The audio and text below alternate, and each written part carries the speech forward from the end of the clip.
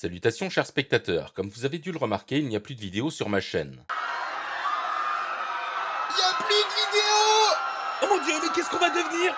C'est la fin du monde! Alors pas de panique, je vais vous expliquer la situation. Il se trouve que YouTube m'a collé 2 avertissements en l'espace de 15 jours. Si je prends un 3e avertissement dans un délai de 3 mois, la chaîne sera supprimée définitivement. C'est donc pour cette raison que j'ai supprimé moi-même toutes les vidéos de ma chaîne pour que YouTube ne puisse pas me mettre de 3e avertissement. Je suis désolé de ne pas vous avoir prévenu plus tôt, mais quand tu prends un 2e avertissement, YouTube t'empêche de publier quoi que ce soit sur ta chaîne pendant 2 semaines. Du coup, tu peux pas communiquer. J'en ai parlé sur Facebook et Twitter, mais vous ne me suivez pas tous sur ces plateformes. Et c'est pas bien. Il faut me suivre sur Facebook et Twitter.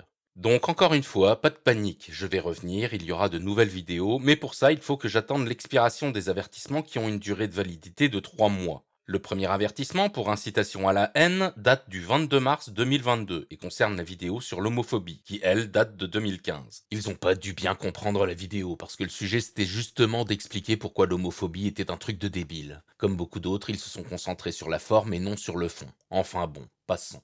Le deuxième avertissement pour cyberharcèlement date du 13 avril 2022 et concerne l'épisode 2 sur Mad Podcast, qui lui date de 2016. Là, à la limite, je peux comprendre. Mais en fait, non, c'était pas du cyberharcèlement, c'était de la satire. Quand un personnage médiatique fait une connerie, tout le monde se moque de lui. C'est le jeu, ma pauvre Lucette. Je vous laisse donc juger de la légitimité de ces avertissements. Pour ma part, je n'ai d'autre choix que de me soumettre aux règlements de la plateforme. Mais bon, c'est comme ça, quoi. C'est les règles du jeu. T'es sur YouTube, tu te plies aux règles du mec qui t'héberge, c'est tout, quoi.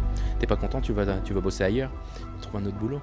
Je pourrai donc recommencer à publier des vidéos en sécurité à partir du 12 juillet 2022, quand la durée de validité des avertissements aura expiré. Pour vous, ça changera pas grand-chose, étant donné qu'il y a toujours pas mal de temps entre la sortie de 2 vidéos. J'imagine que vous n'êtes pas à 1 ou 2 mois près. Donc restez abonné à ma chaîne YouTube, elle reprendra son activité cet été. Par contre, je ne pourrai pas remettre mes anciennes vidéos sur la chaîne. En effet, YouTube m'a sanctionné pour des cartoons qui ont plus de 6 ans. Pas mal de mes anciennes vidéos contiennent des passages qui pourraient être jugés choquants par YouTube et me valoir de nouveaux avertissements. Si vous voulez voir ou revoir mes anciennes vidéos, il faudra aller sur ma chaîne Odyssée. Odyssée est une jeune plateforme du même type que YouTube qui bénéficie d'un règlement moins strict. Je vous mets le lien dans la description de cette vidéo. Et sinon, il suffit de taper Odyssée Kelchbeut sur Google et hop, direct, vous trouvez le lien de ma chaîne. Vous pourrez y voir tous les War Heroes, les cassos de la nature, mon service militaire et bien d'autres. Odyssée, ça marche comme YouTube, vous pouvez vous abonner, commenter, mettre des pouces bleus et tout le tout team. Donc si vous voulez voir ou revoir mes anciennes vidéos, je le répète, allez sur Odyssée. Certains d'entre vous se demandent sûrement pourquoi ce genre de truc m'arrive maintenant. C'est vrai que c'est étrange que pendant 10 ans YouTube m'ait laissé relativement tranquille et que là subitement je me retrouve sur un siège éjectable.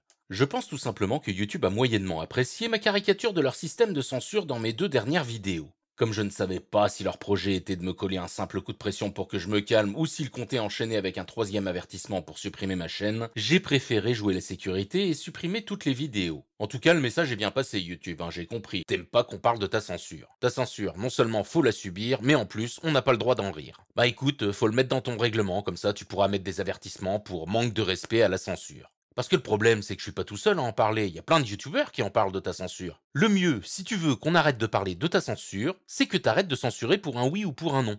Et tu vas voir, ça va être magique. Si tu te calmes sur la censure, les gens, ils parleront plus de ta censure.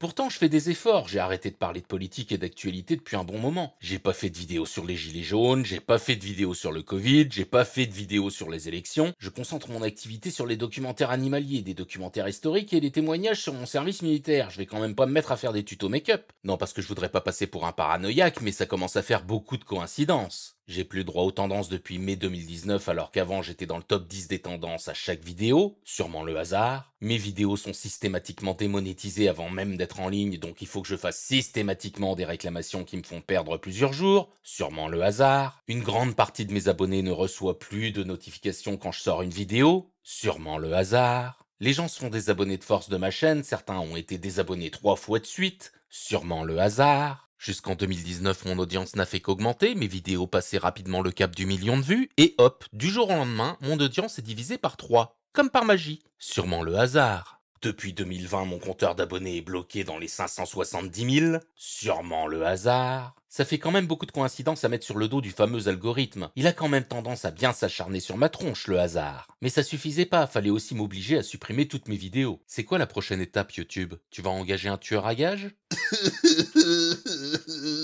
Non, mais tu vas arrêter de pleurnicher un peu. Non mais c'est YouTube, il m'embête. Et oui, la vie est compliquée pour les créateurs isolés qui subissent de plein fouet la politique de répression de YouTube, car évidemment, je ne suis pas le seul dans ce cas. Les YouTubeurs sont de plus en plus nombreux à dénoncer cette situation. Le problème, c'est que le combat est particulièrement déséquilibré. D'un côté, il y a la plus grosse entreprise du monde, et de l'autre, des artistes qui ne peuvent lutter qu'avec des moyens dérisoires. Mais nous avons un avantage non négligeable. L'opinion publique est de notre côté. Vous, spectateurs, êtes notre force, notre inspiration. Cette tyrannie vous affecte et vous répugne autant que nous. Vous serez toujours à nos côtés dans cette glorieuse quête de liberté. Ne baissons pas les armes, la victoire est à notre portée. Puisse Dieu nous venir en aide dans cette grande et noble entreprise.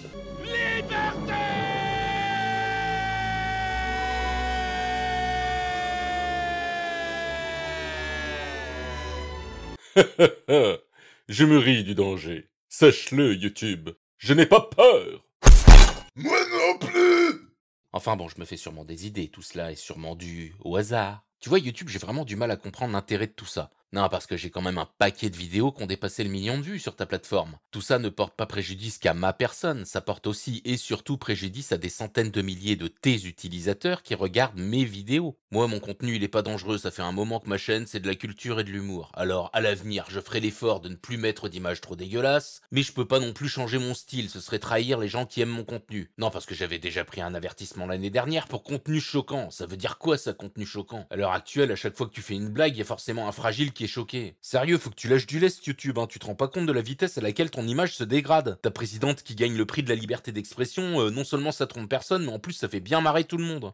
Alors pour info, cette récompense a été décernée pendant une cérémonie sponsorisée par YouTube. Alors comme l'a fait remarquer Lusty sur sa chaîne, la vidéo de la remise de prix est disponible sur YouTube. Ah, pas mal le ratio. 71 likes pour 17 000 dislikes. Maintenant, je comprends pourquoi YouTube a supprimé l'affichage des dislikes sous les vidéos. C'est vrai qu'empêcher les gens de montrer s'ils aiment ou pas un contenu, c'est un grand pas en avant pour la liberté d'expression. Oh les mecs, vous avez vraiment honte de rien. Et cette année, le Kelchbut Award du meilleur YouTubeur est décerné à... Kelchbut. Ah merci, je m'y attendais tellement pas. Bravo Kelchbut, t'es vraiment le meilleur. Alors je tiens à remercier Kelchbut parce que sans lui rien n'aurait été possible. Et merci à Dieu pour m'avoir donné autant de talent. Et maintenant le Kelchbut Award du meilleur cartoon. Bah qu'est-ce que tu fous? Oh bah je vais rester là, on va gagner du temps. Non parce que c'est Kelchbut qui paye la location de la salle, alors si on pouvait abréger... Ah, c'est quand même triste. Moi, je t'aimais sincèrement, YouTube. Écoute ce que je pensais de toi en 2016. À partir du moment où tu commences à faire Enfin, que t'as envie de t'exprimer devant les gens, YouTube, c'est la plateforme rêvée pour le faire, en fait. Parce que Enfin, c'est ouvert à tout le monde, quoi. Donc YouTube, il n'y a pas vraiment de médias qui puissent lui faire de concurrence. Mais l'avantage, c'est qu'il n'y a pas trop de censure sur YouTube. C'est pas comme si je bossais à la télévision, qu'il fallait que je me conforme à certaines règles. Tu vois, ce que je fais, c'est indiffusable. Hein. Faut pas... Il y a vraiment très peu d'espoir que je passe un jour à la télévision, parce que j'ai pas vraiment la volonté de changer mon contenu. Ce serait trahir mon public, quelque part. Tu vois, les gens qui regardent mes trucs depuis longtemps, c'est parce qu'ils aiment ce que je fais, et j'ai pas à changer de style pour faire... En fait, je suis pas à la recherche du pognon. Moi, ça y est, j'ai atteint mes objectifs. Je vis de ce que je fais. Après, que je roule en Porsche ou en Sim Camille, je m'en branle complet, tu vois. Je suis pas dépendant de la cocaïne ou c'est un genre de truc qui coûte beaucoup de pognon.